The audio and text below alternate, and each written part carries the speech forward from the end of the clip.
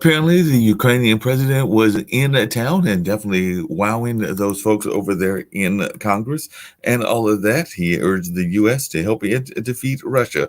And definitely, according to some folks, he definitely was really impressing the audience and all in that kind of space with his powerful message that he gave, and definitely wanted the U.S. to continue its aid and support as it is working, that being the Ukrainians, to defeat Russia. So that is one of the news stories that I saw out there in the world. And I know Chris Greco, and who knows, maybe Sasha Starr will pop in later and see what their thoughts are in that space also. But that is one of the first stories that I saw out in the public that folks might be interested in. And of course, we do know that Christmas is around the corner. As a matter of fact, yours truly is over at the Hayti Heritage Center. Santa Like Me is over here, which means a lot of kids are over here getting pictures with Santa Claus. And of course, they are thoroughly enjoying that opportunity. I've got some friends that have said that I probably could play the role myself. And I know that Stafford, the owner of that, has jokingly said that he might have to get me to do it one year or another, but it won't be this year. They've got a gentleman, Joe Griffin, and who knows, he might appear at some point or another on one of the shows that is doing quite well in that role. So I'm not trying to take a job away from Joe, even though I probably could. And definitely, the barbershop appointment is hopefully going to be, if I remember correctly, tomorrow, no later than Saturday. And then I'll go see mom on hopefully Christmas and all in that space. But that's the plans as of now. But we'll see if that's going to be the case or not. But getting back to what Vladimir Zelensky said, "It's too much for me," Ukrainian President Volodymyr Zelensky told members of Congress at the beginning of a powerful, often emotional address Wednesday evening, in which he cast his nation's struggle against Russia as an existential global battle for freedom. The former actor and comedian deftly roused American patriotism while defending Ukrainian sovereignty. He showed gratitude for American largesse, even as he asked for more, seemingly quoting comparisons to Winston Churchill, who addressed Congress during the darkest days of World War II in 1941. He cut through partisan politics with an appeal to shared American and Ukrainian values. The speech ended with Vice President Kamala Harris and outgoing House Speaker Nancy Pelosi hoisting a Ukrainian flag that Zelensky had presented to them. The same flag had been presented to Zelensky only days ago by soldiers in Bakhmut, a small city in eastern Ukraine, on the front lines of the battle against Russia. And he has already promised victory. As the Russian invasion of Ukraine was about to begin last winter, many observers had predicted a swift Russian victory, but the Ukrainian resistance, hardened by Western intelligence and material, showed remarkable resilience. Now it is Kiev, not Moscow, that talks openly of victory. Ukraine didn't fall, Zelensky said earlier in his speech, in what could be taken as an appeal to an American affection for the underdog. Ukraine is alive and kicking. He said that Russia's army is much larger than Ukraine's. And of course, one of the other things that people have been pointing out is it is poorly trained and rife with corruption and abuse. The United States has been training the Ukrainian troops for years, aware that a full-scale invasion would inevitably follow Russia's 2014 annexation of Crimea and subsequent incursions into eastern Ukraine. So that's some of the news that we're hearing. And of course, I'm going to bring in Chris, who is our person in the whole notion of data and all in those lines. So what's your thoughts? Did you get a chance to watch the speech at all? And what were your observations about what was going on in that particular space? And of course, we might get to some other news stories as well, including the winter storm that apparently is blasting the United States, snarling holiday travel, and bringing record-breaking cold in parts of North Carolina. Of course, the folks in Northern California will be glad to know that power has been restored to all the communities that had been impacted by that particular area. But I don't know, did you get a chance to watch the speech? I didn't actually watch the speech, but I know that it was out there, and who knows, maybe I'll get back and watch it now that I'm hearing all kinds of wonderful things about it. Well, I'll tell you, Mark. Basically, what I heard was a man that was making a plea to the United States for more aid and making sure that we didn't get basically Ukraine fatigue. And hey, this is what we're doing, and blah blah blah. I get that. And I understand, Ukraine is under pressure from Russia to basically give up. They are blasting their infrastructure. They're doing whatever they need to do to make that happen. I do not agree with giving carte blanche, Patriot missiles, or anything else of that nature to Ukraine at this point in time without proper accounting. Now, Sasha will argue like crazy that, we have an accounting and whatever else. No, we do not. Let me, if you would do me a favor and Yes. put up my share screen. This is basically the financial commitments by the countries. If you take a look at the bottom line here, it basically is almost $53.5 billion that we have given to Ukraine from a country, most of it from the United States. We've given $15 billion. If you take a look at commercial assistance, multilateral assistance, now we're talking about $16 billion in multilateral assistance. So that's $15 billion in multi-country plus $15 billion here. Bilateral assistance, now we're talking $504 billion.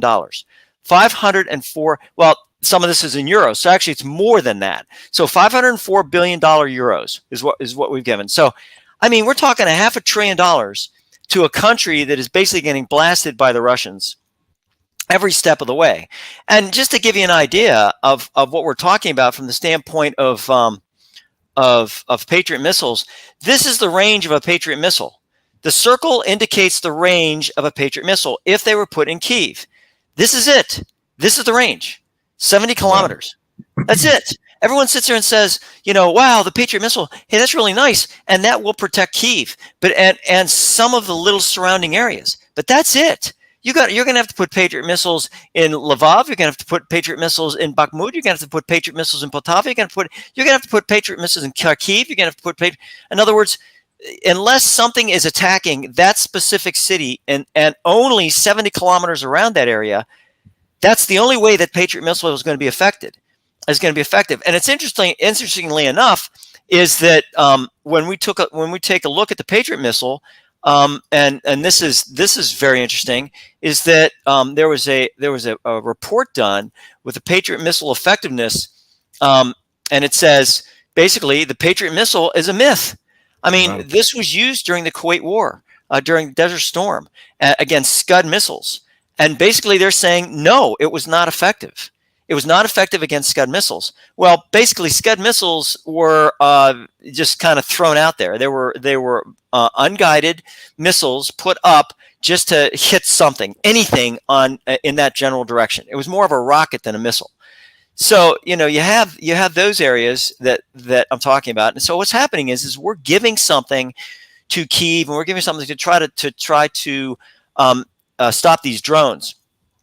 And originally, so the problem with drones, Mark, is normally what happens is drones are directed by a radio signal, and right. Just like your toy drones, you have that, you have basically 2.4 gigahertz, and what happens is you direct the drone from what they call a command station, and that's what you do, right? And even the drones that are big drones, that are large drones, predator drones, those type of drones are directed by radio signals. That's how they're done, through satellite downlinks. Well, these drones that are being thrown up against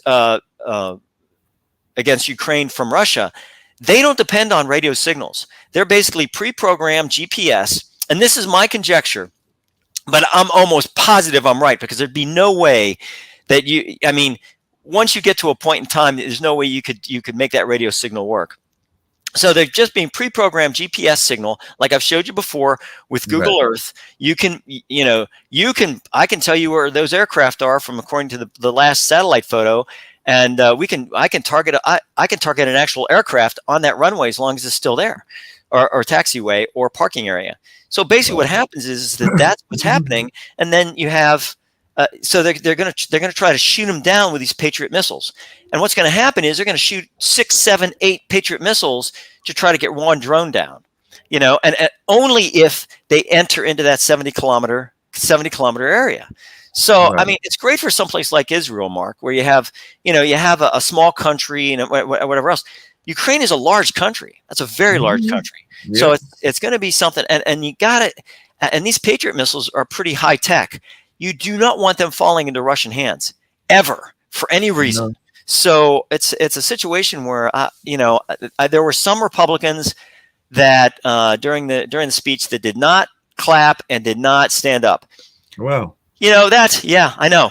And to me, it's kind of like, why? What? Right. Why? Why do that? The guy is the leader of a country that is fighting for their very existence. I think just the fact that he risks coming here and speaking to the joint session of Congress, stand up and at least clap for the guy. I mean, give him some credit for showing up in person and doing what needs to get done. So No, no that's doubt that's about that. I don't. I Yeah, no mean, doubt I'm about a that. Republican, but I would have stood up and I would have clapped. I mean, come on, you're not clapping because you're not clapping. Why? Because you don't want any more. And the thing that upsets me is that some of the media is portraying some Republicans in Congress as being pro Putin. I would like to know exactly the names of those Republicans, and I will contact people in that state and say, "Do not vote for them." I Oh, mean, well. you can be anti, giving all this money to Ukraine. I get that, but being pro Putin, I mean, this guy, Mark, this guy Yeah. is the worst plague on the world since the But locusts and Moses. yeah, speaking of worst plagues and all of that kind of thoughts and everything, apparently, and I wish Shaquille was here, another worst plague has apparently been arrested because apparently the alleged boss of Asia's biggest crime syndicate and one of the world's most wanted men has been extradited to Australia and arrested on drug trafficking charges. Australian police said on Thursday that the suspect's extradition from the Netherlands was the culmination of a long-running investigation into an organized crime syndicate known as the Sam Corps, or the company that it says trafficked uh, methamphetamine worth millions of dollars into Australia. So a person Wow. familiar with the case told Reuters that the suspect was Chinese-born Canadian citizen Zai Cha Laup, 59, who is suspected of being the leader of the Asian mega cartel Samcor, which is believed to have laundered billions in drug money through casinos, hotels, and real estate in Southeast Asia's Mekong region. So he's expected to appear Oh, in okay. the Melbourne Magistrates Court on Yep. Thursday to answer a charge of being part of a conspiracy to traffic commercial quantities of Yep. controlled drugs totaling 20 kilograms or 44 pounds between 2012 and 2013. He has been dubbed Asia's El Chapo in reference to the notorious Wow. Mexican drug lord Joaquin Guzman's nickname, he faces life imprisonment if convicted. So apparently they found him over there in the whole area of Dutch territories and all of that after a decade long hunt and all of that space. So do know that drug trade is very big business throughout the world, and definitely it looked like they have caught one of the major traffickers. Well, I'll tell you, interestingly enough, you talk about the Mekong Delta. Mekong Delta was Southeast Asia's. I think they called it either the Golden Triangle or the drug Mhm. triangle, something like that. Even during Vietnam, I mean, it Really? was a big, big, big trafficking area that would lead into Asia and all those areas, Russia, Mongolia, all these areas that were part of Southeast Asia, and that was a big, big, big drug trafficking area. Interestingly enough, on a funny note, Tropic Thunder. If you've ever seen, that movie, Tropic Thunder? If not, go see it. It really is a funny movie. But basically, what happens is that they try to reenact a Vietnam War, and in doing so, they come across a drug trafficking ring in the Vietnam area, and they end up, it's comedic, and Nick Yeah, Nolte's in yeah. it, Well, and yeah, I like Nick Nolte yeah, as an actor. I'll have to he's check that out. and he's funny, and he's really funny in this, and they have Jack Black and what's his name, the uh, oh, anyways, He's the one who wrote it. I mean, it really is a funny movie. But besides that, the Vietnam era, in the Vietnam era when we were fighting in Vietnam, a lot of the casualties, a lot of the situation that was happening was because of drugs. I mean, the drugs were so plentiful and so and I don't know if meth was really discovered at that point in time in the 60s, but it was definitely hashish, opium. A lot of those areas were part of that deal. So and meth has been a big problem because the United Nations Narcotic Agency estimated that the Samcor syndicate's revenue from meth in 2018 was about $8 billion for the year, but said it could be as high as $17.7 billion, with a 40% to 70% share of the wholesale regional meth market as it expanded at least fourfold in the past 5 years. And I do know that there's been a meth problem even here in the United States and in other parts of the world as well. So it does look like that is a major drug issue. And, hopefully by getting this guy off the street, maybe there'll be some curtailing of that. But it does look like it is a big problem that is going on worldwide. I also wanted to show you, we had talked about at one point in time poverty and how poverty, within the United States. So what I wanted to show you was some census data on that area, and basically about years and sexes, whether it be male or female. And this shows basically was at that point in time. This was 2019. It was 323 million. This is in thousands, so 323 million people total. Look at the amount of people that are below poverty level. 17.7% under 5 years old. Wow. 17.7. That's the highest. That's the highest one. The other ones are 10 to 14 years old, 20 to 24 years old, and then all the way down to 85 years and over are below the poverty level. So, and this goes into males aspects. Males, 5 to 9 years old or under 5 years old, 18.2%. Mark. Now, I'm gonna. I was gonna do a race and ethnic origin. So I have to look that up and see what the race and ethnic origin of that is. But I mean, this is ridiculous. Under 5 years old, almost 20% of the population of under 5 years old. Well, we're talking about 9 million, almost 10 million under 5 years old are under the poverty level. What does that say about our next generation of kids? How does that work? And that's a male. Females, look at the females. Under 5 years old is 17.3%. So I mean, again, this is census, and I trust their data pools on this. So I mean, it's really sad from the standpoint of looking at the poverty level. And when you have poverty, as you know, Mark, when you have poverty, then you have crime. Then you have, because there's no way else to make money. You got to feed your family. You have to do whatever.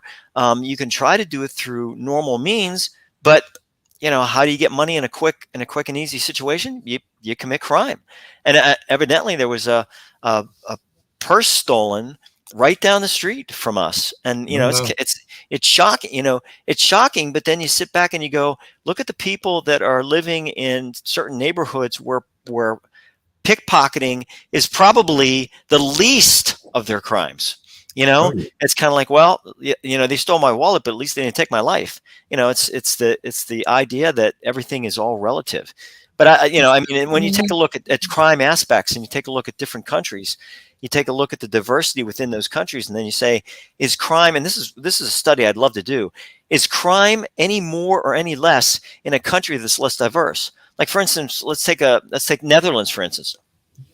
Are there less crimes in Netherlands because they're less diverse?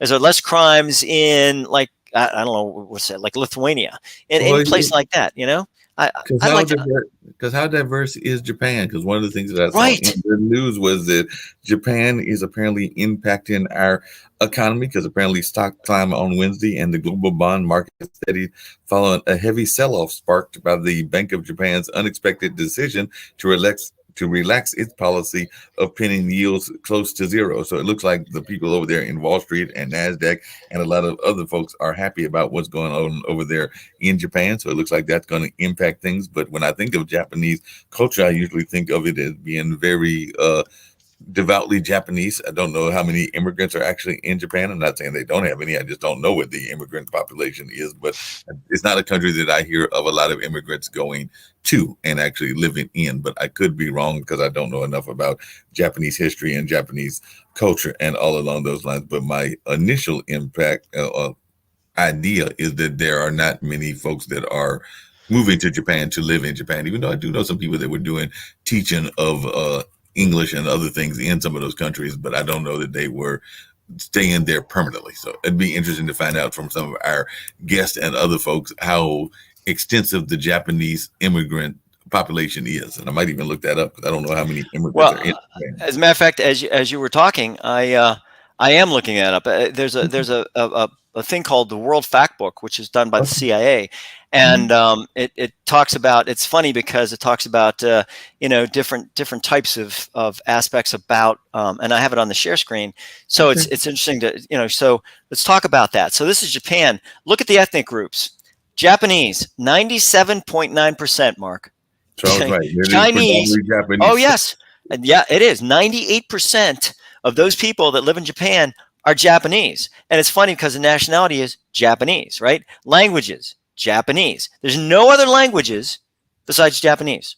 In other words, it's the idea behind. Sometimes when you see a country languages, you'll see like Spanish and then something else. But Spanish is the accepted language. But look at the languages. Japanese, boom, done. 70% are Shintoism and 67%. So basically, you have 100% of the people that are either Buddhist or Shinto, and that's it. Christianity's down there about 1.5%. And look at the age structure, and the age structure is interesting there. So you have 36.8% that are basically, well, more than that. You have 45. So you have over almost 60% that are under 54 years of age. Wow. So basically, they don't remember World War II. They don't remember. They were not born in any way, shape, or form understanding what happened during World War II. So, and I love the median age, population growth rate. See the population growth rate? Minus 0.39%. So basically, it's dropping. It's dropping in birth rate. So, I mean, it's net migration. 0.74 migrants per 1,000 population.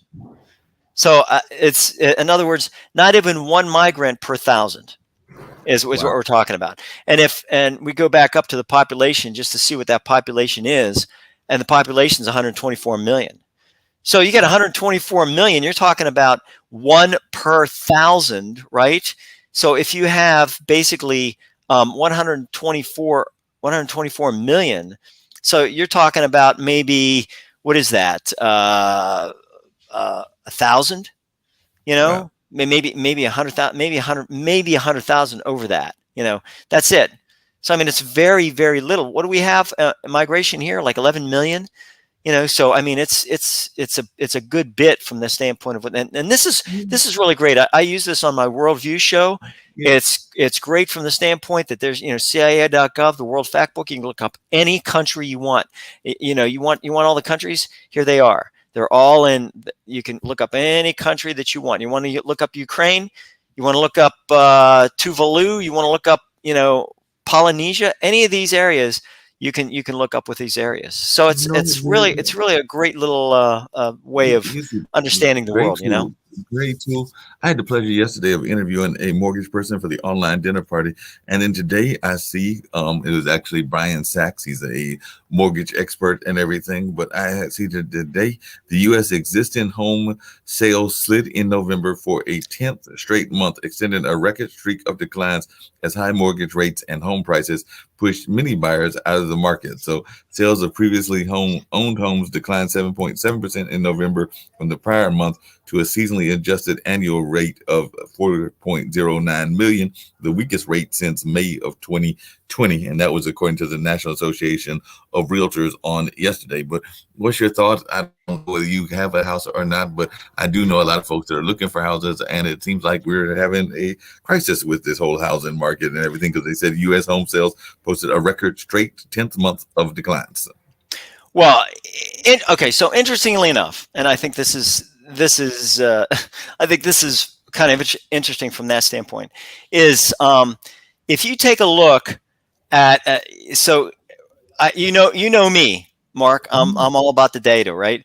So I have on my share screen, I have the census data on home ownership rates per state, right? So look at the United States in 2000. In 2000, 66.2% basically owned their own home. So 66.2%, right? In 2000. And how many in 1900 was less than half. So every 10 years it grew and then dropped in 1940, probably because of the war.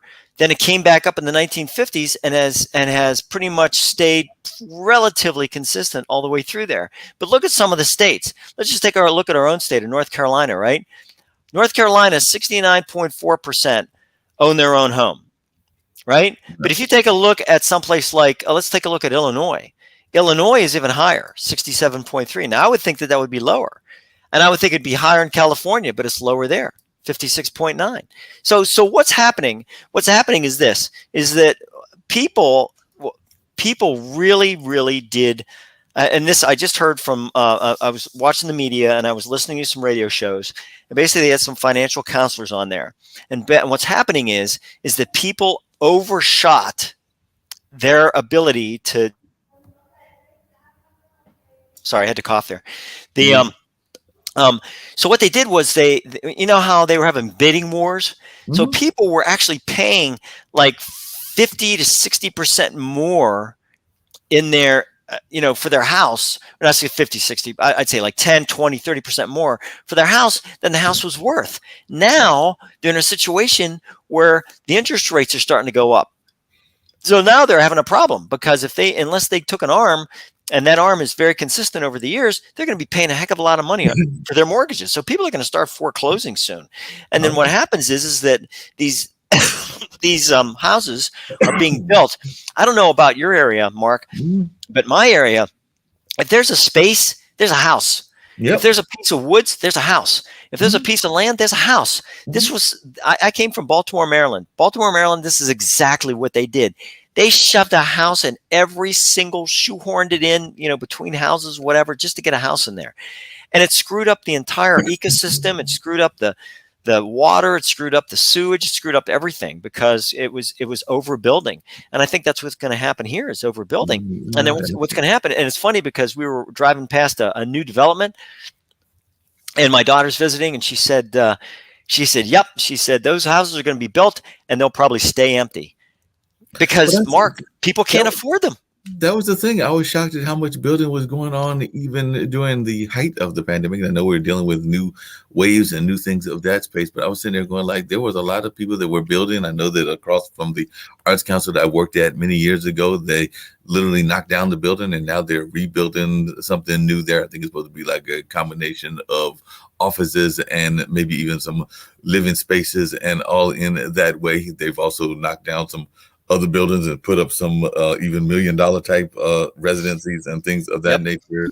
And I've definitely seen during the pandemic, I think I saw near my house around the apartment around the corner from Duke, I think I saw at least one, maybe two hotels that went up recently and everything. So I'm going like, wait a minute, we're in the middle of a pandemic. Why are we doing all this building? I do have friends in the construction industry, so I need to ask them that. But I've been surprised at the amount of construction that's been going on this last 3 or 4 years. And like you said, there are buildings that were already around that were not even at full occupancy because people were doing the whole hybrid work thing. And then you're going to build new buildings, which, like your daughter said, will probably be sitting empty. Because I know just down for me is a relatively new. I think it was definitely built before the pandemic. So let's say 5 to 6 years ago. But I do not think that housing area, because it's like full houses and all of that, but I don't think that is fully occupied. I think there are probably even some empty units in that particular space and everything, even though it was very much of a gentrified area, because we're seeing, even though it's in a historically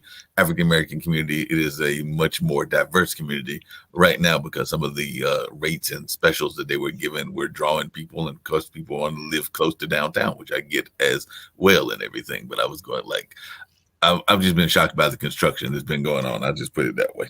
Yeah. And the thing is that the contractors, basically what's happening is that farms are being split up, Mhm. and they're going into development.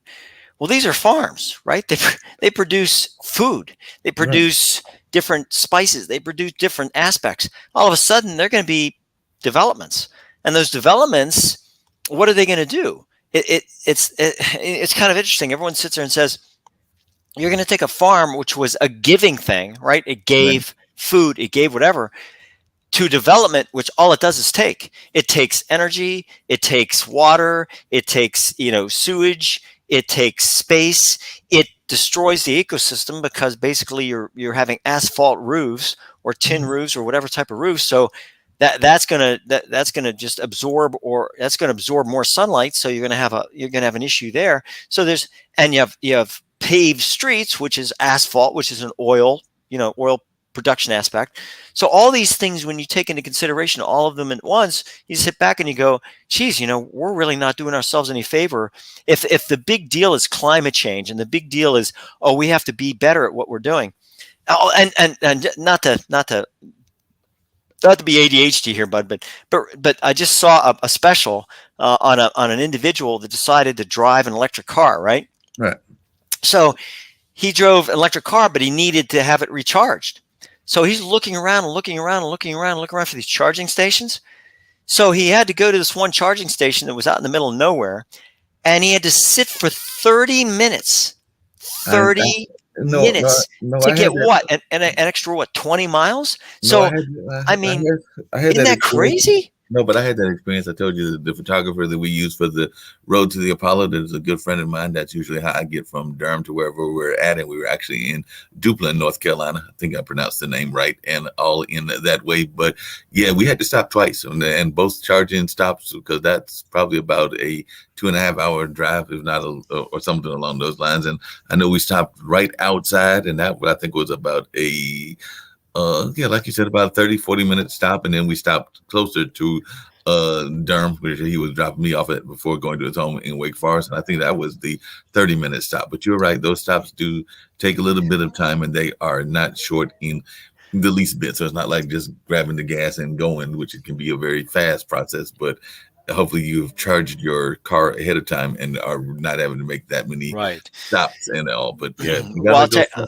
those. Mark, I'm telling you, maybe we had to partner up and do entrepreneurship, right? So at every single one of those charging stations, what you put up is an area where people can get food, they can charge up their phones, they can while they're doing that, they can go in and they can get on the internet, or they can do some satellite. I mean, they can get work done. They can work from an have a like an officer. Do you want to charge? And during those 30 minutes, what are you going to do? Rather than doing nothing, here you can do this. And what would be hilarious would be to have what they call and this is a brand new term, so I'm going to phrase it here first, is to have temporary help for manufacturing. So basically, I'd put up a manufacturing plant, and I'd say to people that are stopping, hey, how would you like to make a certain amount of money over this 30 minutes that you're charging your car? Why don't you come on in here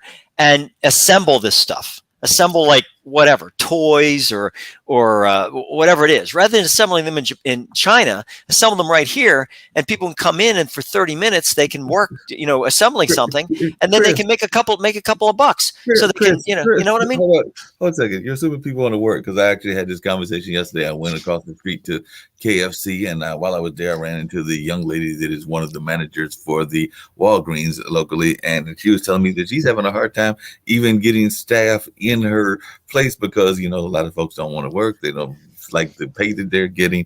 They don't have a number of other reasons for wanting to work. And she also said there's a number of people that are either stealing themselves or allowing stealing to go on in that space. So there's a lot of folks that are not that happy. I also saw a young lady that was going on the bus earlier today. I think she was going to one of the stores, and that, of course, had been bombarded because it is the Christmas season and all along those lines. So she was totally bombarded in that space. And now I think she's working 9 or 10 hours a day, and said she might even try to work Christmas and maybe even New Year's, because she's one of those folks that wants to work, but there's a Yeah, lot yeah. of places that don't are still trying to find up 3 days before Christmas. Yeah, we're 3 days. Actually, we're 2 days before Christmas Eve and 3 days before Christmas, and there's still folks that are short on their staff, including some of our restaurants and other spaces along those lines. So it sounds wonderful and all in those lines, but there's a lot of It folks that does. are Yeah. struggling and having a hard time. I was wondering, and I think I heard somebody else pop in. I'm gonna see who that Yeah, was. Lee. Oh, It's it was Lee. Lee just popped in. I'm glad Lee popped in and all that. I'd love to hear from both of your thoughts around how much should we stay out of other people's business? Because apparently the Taliban has banned girls from attending elementary school, effectively instituting a total ban on the education of girls and women, and dealing one of the most dramatic blows yet to women's freedom since the Taliban seized power last year. In a gathering in Kabul with private school directors, clerics, and community representatives, Taliban officials on Wednesday also barred female staff, including teachers, from working in schools, closing off one of the few professions that had remained open to Afghan women under the new government, according to school principals who attended the meeting. They also said that adult women could no longer visit the mosque, and there were some other restrictions that they were placing there as well. I know that we love to be the land of the free, and we love to support the freedom around the world, but how much should we be butting into other people's kind of business if they're doing things like this and all along those lines? I'd love to hear both of your thoughts as to whether this is something we should even be paying attention to and maybe sending terse little notes telling them to give freedom to their women, or should we just leave them alone? You want to distinguish, I'm sorry, hey, good morning, distinguish between having an opinion versus physically doing something. Having an opinion, we're entitled to have an opinion about whatever we want. That doesn't necessarily mean we need to do something, because we're not the world's police. Right. Also, we have to distinguish between things we don't personally approve of versus things that are inhumane. Different cultures have different customs. And we may not like things or approve of things because they don't have Western values. Right. But that does not necessarily mean that we should get involved. And the UN, as much as we the United Nations has a Human Rights Council. But there is a point in time where people are being tortured or exterminated or genocide, that maybe it is time to speak up vocally, our politicians, our country, and also maybe start getting involved. I think that's very tricky, though. Even in World War II, took a while before the United States and other countries wanted to get involved, as Jews and other peoples were being exterminated and shoved into ovens. Yeah, I agree with Lee. I think basically what's happening here is that every time the U.S. tries to go in and change people's minds, we end up. I talked once to a cop. I talked a bunch to a cop, but cops they say the worst call that they have is a domestic dispute. Because when you become a third party in between two people that are fighting, the chances that they're both going to turn on you is going to be high. You have to really be careful about how you approach that and what you do, because basically now you're the enemy. You're coming in between that fight, and they're both going to be stabbing or shooting or whatever at you. So you have to be really careful about what goes on there. That is so true. Like in high school, I learned never stop a fight between two brothers. As much as you want. Oh no. It's. I mean, yeah, because basically now you're the enemy, and what happens is that the 2-on-1 approach is very much. I think that we tried that in Afghanistan. We tried to go in there and we tried to make things work. And what's happening is, Mark, I think what's happening in Japan, what's happening in Russia, what's happening in Afghanistan, all these different areas is warlords. We see it in the United States. We have warlords in the United States. We have gangs in the United States that basically own entire blocks of cities. And there's no way that you can possibly get in there and try to fix that. Gangs are gangs. It's gonna. And every time they try to fix it, they make it worse. Because two gangs will now say, now we're against the cops, and now so cops are really like this enemy thing that's going on. I'll tell you something that's happening right now is in the Netherlands. We talked about it the other day. Is that the Netherlands is being said that they want reparations. They want that the African descent individuals that are in Netherlands are now saying we want an apology and we want reparations. We want reparations from the Netherlands for their part in the slave trade. And I sit back and I go, be careful. Be careful about taking this too far, because what's happening is that there were African nations involved in the export of Africans as slaves. Different tribes, different aspects of that. I would hope that the people of African descent would go down to Africa and start asking for reparations from African countries that were involved in that slave trade to make money with the European nations to provide slaves. And until that happens, then everything needs to kind of calm down. We need to sit back and say, okay, look, if we still have this systemic racism, which supposedly, allegedly is happening in the U.S., happening in Europe, happening everywhere else, and we sit back and we say, if that's happening, then we need to correct that. But Chris, reparations, mitigation is not remediation. But Chris, there are two countries that have supposedly done that, and they have definitely made the offer. And I think some people have even taken them up on the offer, because I know that Ghana, and I want to say it was another country that was in that area, basically said, we got land and we've got property and we've got stuff here. If y'all want to move back home, meaning move back to Africa, we will gladly make this land available to you. And I actually know some people that took them up on that opportunity. I know some other people that have considered taking them up on that opportunity. So some of the African nations are saying that they would love to welcome back the African Americans that were lost to slavery and other things back to the country. And I understand that some of those deals are some quite sweet deals in the sense of what kind of land they're offering and what kind of prices they're offering, and all in that space. And they actually gave a name, and I was trying to think of what the name was, but it was basically like a coming back home type of program that they gave into the sense. I know Ghana did it. I want to say it was in the heart of the pandemic, so it might have been about 2 years ago, and all in that space. And like I said, I think that it was like the farmland that you pay here, it was tremendously cheap. And I do know at least one individual, and maybe even a few more, that were looking at that opportunity. So some of the African nations are saying come back home, and they are offering some sweetheart deals to come back home. Now, whether people Mark, but the more we get away generationally from something happened, so we're talking about giving reparations or what have you to people who were not affected from people who are not responsible. It's very, very slippery slope, and there's no end to that from any country.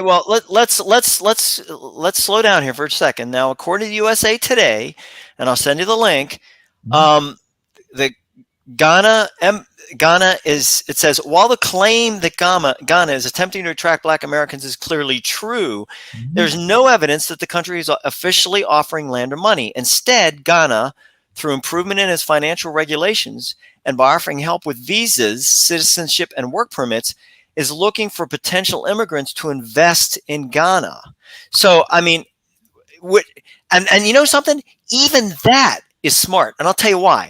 It's because if you're an American citizen, Mark, and these people are American citizens, the ones of African descent are American citizens.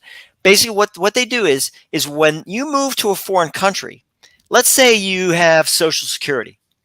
You take that Social Security with you to that foreign country. It's basically called totalization. I think it's called totalization. I used to work for Social Security. I think it's called totalization, where once basically you earn it, you keep it. Once you earn it, so that check is going to now be sent to Ghana. That Social Security check is now going to be sent to Ghana, or kept in a bank, and they can spend it in Ghana. Right. So they're spending U.S. dollars in Ghana. That is smart. The Ghana people are really smart, Mark, because basically when you bring the dollar into your country, you strengthen that financial infrastructure. So now you're able to get that level up, so that now everybody in that country starts to feel that per capita income increase. So look, I'm not a financial wizard. All I know is what I know. And that is that totalization thing is really smart. If more African, and I'll tell you something, as Africa becomes more and more independent, and they are becoming more independent, they're understanding what they have and what they can do. They're going to start I mean, China's starting to come into play. Russia's starting to come into play. France went to Algeria and said, "Hey, we're going to give you all kind of money if you can give us the oil thing." So they're starting to actually build up Africa, and I think Africa is going to be the new world. I think that Africa is going to be the new world, and if they can hold down the M23s and the rebels and all these type of different aspects that are going on within that country itself, I think Africa is going to be an unbelievable place to live. I mean, there are some places in Africa. I was in East Africa, and East Africa is not, Horn of Africa is not a place to live right now. But, places like Kenya, beautiful areas. South Africa, beautiful area. Zambia, all these areas, beautiful areas. Those are all tourist destinations. Great areas, great resources, and there are a lot of people that are considering that. There was a lot of expatriates. There was a whole movement during this whole pandemic and everything where people were literally loving their country, meaning the United States and even other countries in North America. But because of affordability, because of opportunities, there were folks that decided to try something new. Doesn't mean that they have abandoned the U.S. It just means that they're trying something new. As a matter of fact, one of our hosts here on the network is currently in Korea, and it sounds like he has moved his home to Korea. So Billy Graham, not the religious leader or his son, but our Billy Graham, who is originally, I think, from Houston area, is now living in Korea after he had lived in Bali, because he had been in Bali. Today assume South Korea? South Korea. Yes, South Korea. Okay. Exactly. I just want to make that clear. Did want to make that clear, and I'm glad. I was trying to remember the Koreas myself. But yeah, he moved to South Korea, and he is doing quite well. And like I said, the show will be coming to us from South Korea. And he's done a couple of shows from Bali because he moved several months back and seems to be enjoying it because of his military background. He had the resources to move not just himself, but his family. And I do mean the entire family, because I think his grown kids also went with him as well. So I think it's a family of about 4 that are all there living and thriving, apparently, in that area. So there are folks that did that. I know some people that moved to some of the other exotic places, Bali being one of them, but I know some that went to other places. I think there's even some people that I know that were either moving to or planning to move to Belize and all in that space. Y'all were talking earlier about the way that the world is and everything. I was going to bring up one other news story and then maybe a couple of quick news from the cultural world just as we get ready to wind down. But apparently Arizona has agreed to remove the shipping containers that they placed as a makeshift wall along the shared border with Mexico. That was part of an ongoing lawsuit, and according to a Wednesday court filing, because back in August, the Arizona governor, Doug Ducey, who is a Republican and was a critic of the Biden administration's border policy, said that they were going to use shipping containers to fill in gaps along the border, and he did so without official permits or authorization. And he said Arizona has had enough. He said at the time, we can't wait any longer. The 8,800-pound 9 by 40 feet containers stand about 20 feet tall when stacked, welded together, and topped with 4 feet of razor wire, the governor's office said, while border fencing built during the Trump administration is about 30 feet high. The federal government is battling with the state ever since to get the containers removed, and it looks like the containers will be removed because they try to do some end arounds. And I do know end arounds can even happen with what we talk about. U.S. people can do. Yeah, I just have a general question. Why would the federal government want to stop a state from securing the border? My guess, and it's just my guess, and it's just based on the way they're describing those things that they use to stop the border. Yeah, it's kind of dangerous what they chose to stop the borders with and everything. What do you mean? Well, those shipping containers, I'll tell you, I actually lived in one. I lived in a shipping container for about 6 months when I was over in Africa. They called them CLUs, compartmentalized living units. Okay. And they took the shipping containers, basically made them into living units. Literally did that, and they were pretty comfortable. They weren't bad, at all. They had bathrooms and everything, little bathrooms in there. But what happens is when you stack them, you have to stack them really, really carefully. If you get too many people that are trying to climb them and they're hanging on, whatever else, those shipping containers can actually come off. They can come off. They can basically fall and kill somebody. It's not like a regular wall. So that's probably number one. It's probably a safety issue. And it I don't want to be inhumane, but safety to who? People who are breaking the law. That's correct. I know it's totally it's totally incompatible with human logic. But basically, it's like you're trying to protect human beings, whether they're trying to break the law or not, right? So walls are walls. If they attempt to climb over a wall, and they fall and they end up killing themselves, well, that's the wall. That a wall's there to do that. But compartment. I just want to make it clear. I'm totally against, though, intentionally setting traps and doing things to hurt people. I'm totally against that. Yeah, no, and I get that, and I think that the intent was not to hurt people. The intent was to put up some type of barrier between borders. And it's interesting because Lithuania is doing that with USSR. Lithuania is doing that with Russia right now, and they're being cheered. Hey, they're putting up a border wall. Good for them. They're keeping the Russians out, whatever else. We put up a wall to keep to keep individuals coming up from Peru, because they are, Colombia, Ecuador, Venezuela, all these very, very unstable countries. And the thing was, and Mark, this is really interesting, is that at one point our famous Vice President Harris went down to South America and said, it's the old Neville Chamberlain, we have peace in our time, said, we're going to fix this problem in these countries by giving them more aid, which is going to the dictators. And then what'll happen is then that will go to the people, and the people will stop trying to come to America because you'll see a country that will be stable enough to be able to do that. And unfortunately, South America is not a stable continent. Brazil, look at Brazil right now. Lula is still trying to fight the situation with Bolsonaro, trying to figure that out. Peru is in trouble. Colombia has always been in trouble. And the interesting thing about that whole situation is there's volcanic eruptions going on. It's a big volcanically unstable region. That whole area. So they're having volcanic eruptions, which is great for the soil after about maybe 50 years or 100 years or 1,000 years. But right now it's basically destroying stuff. So all these areas are having a heck of a time trying to figure out what's going on, and they're coming to the United States. And as a relative said one time to me, is that if you have a house, you want people to knock on the door. You don't want them entering through a window. And I think that is very, very true. Knock on the door and ask permission to come aboard. Don't come in through a window and expect for me to take that as being, okay, yeah, you're in the house, so therefore you're okay.